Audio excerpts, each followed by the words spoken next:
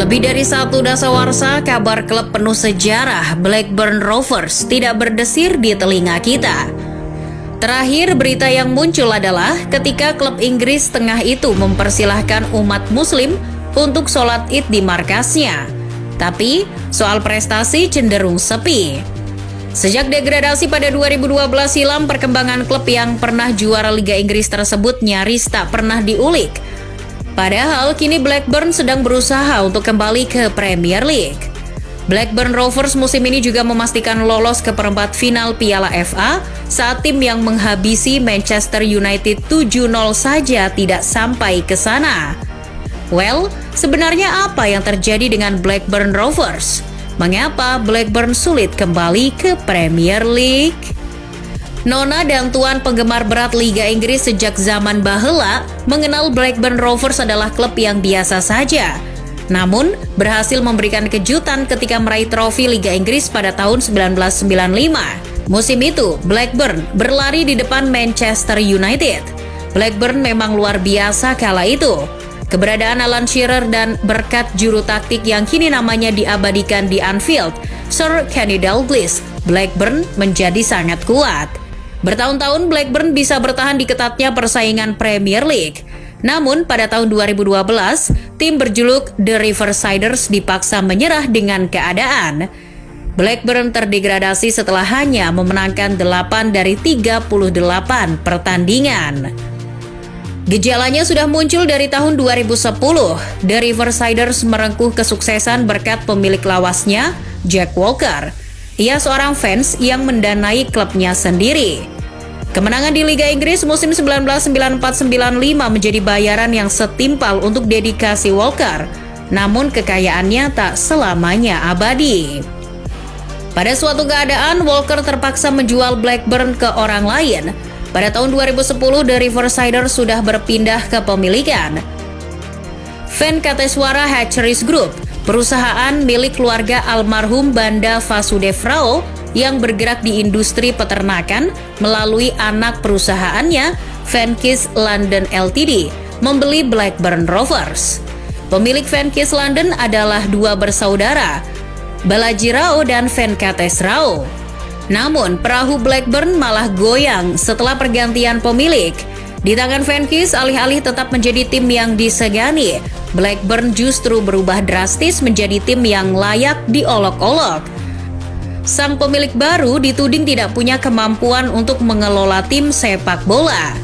Apalagi Venkis juga pernah berurusan dengan aparat kepolisian. Para pendukung pun berkali-kali memprotes kebijakan Venkis.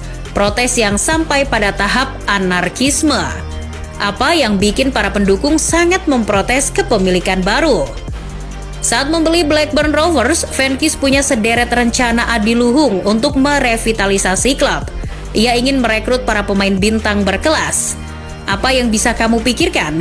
Venkis berencana mengangkut David Beckham, Raul, dan Ronaldinho ke Ewood Park. Ia juga ingin merekrut mendiang Diego Maradona untuk menjadi manajer. Suatu mimpi dan rencana yang sebetulnya boleh-boleh saja. Tidak ada yang melarang Venkis untuk merekrut pemain tadi dan Maradona. Tapi apa yang coba direncanakan sang pemilik terasa keluar dari realitas. Kalau bahasa orang sini, halu. Maka gagal menjadi nama tengahnya. Venkis juga ternyata punya maksud lain ketika membeli Blackburn Rovers. Venkis ingin menjadikan Blackburn merek dagang global dan memanfaatkannya. Secara aktif, pemilik baru mendukung penuh Blackburn supaya bertahan di Premier League.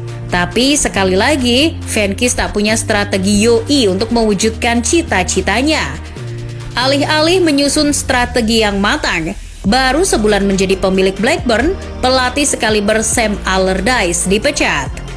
Sayangnya, Big Sam digantikan oleh pelatih mediocre seperti Steve Kean yang minim sekali pengalaman. Mulai dari sinilah arus protes dari pendukung jadi lebih deras dari Bengawan Solo.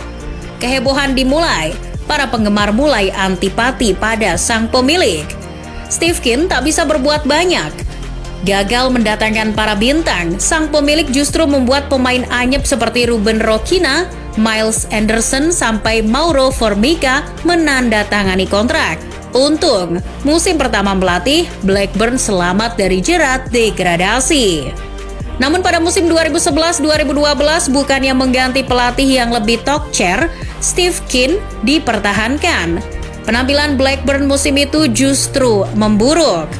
The Riversiders terpontal-pontal, ujungnya Blackburn Rovers terdegradasi. Steve Kean dipecat. Setelah degradasi dari Premier League, Venkis benar-benar tak memiliki strategi yang lebih jitu dari menyembunyikan kekayaan pejabat. Tapi itu bisa dimaklumi, degradasi membuat finansial goyah. Dilansir BBC, Rovers harus merugi sebesar 36,5 juta pound sterling sebelum pajak akibat tersingkir dari Premier League. Padahal pada tahun sebelumnya bisa untung 4,3 juta pound sterling. Selain itu, omset klub merosot tajam hingga 27,3 juta pound sterling pada perhitungan yang berakhir Juni 2013. Hutang bersih The Riversiders juga meningkat. Dari yang semula 24,5 juta pounds menjadi 54,5 juta pound sterling. Kerugian yang khusus operasional mencapai 24,3 juta pound sterling sejak dibeli Venkis tahun 2010 sampai terdegradasi. Blackburn juga kehilangan pendapatan tiket sebesar 1,1 juta pound sterling. Finansial yang sempoyongan mendorong sang pemilik belingsatan mencari jalan.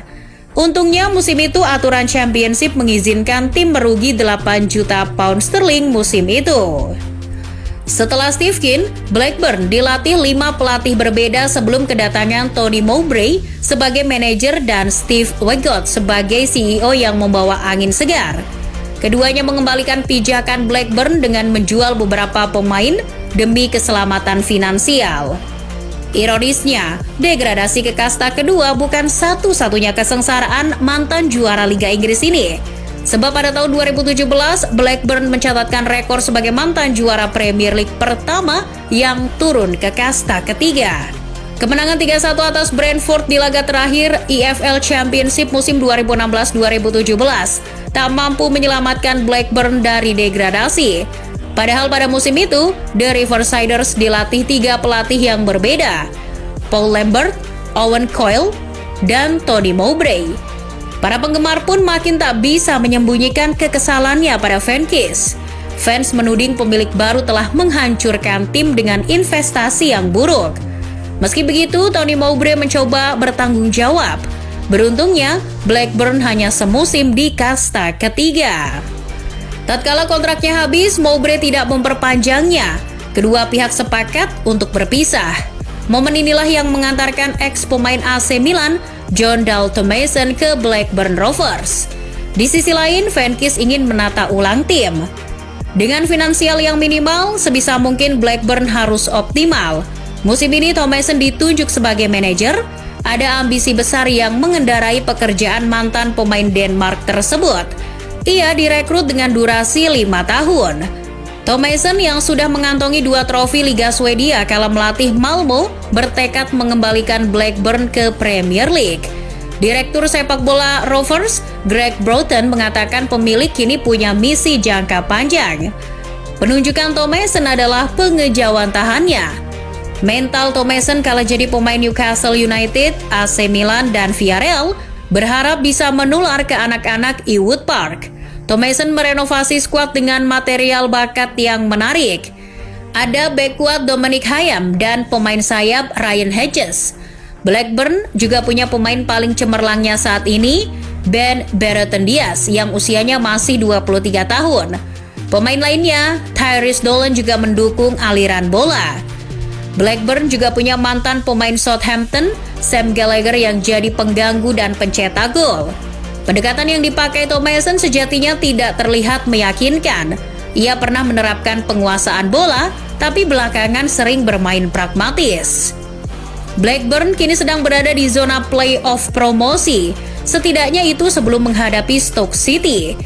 The Riversiders juga tampil apik di Piala FA. Mereka melangkah ke perempat final dengan melalap juara Liga Inggris 2016 Leicester City. Jadi, pada kangen nggak nih sama Blackburn Rovers?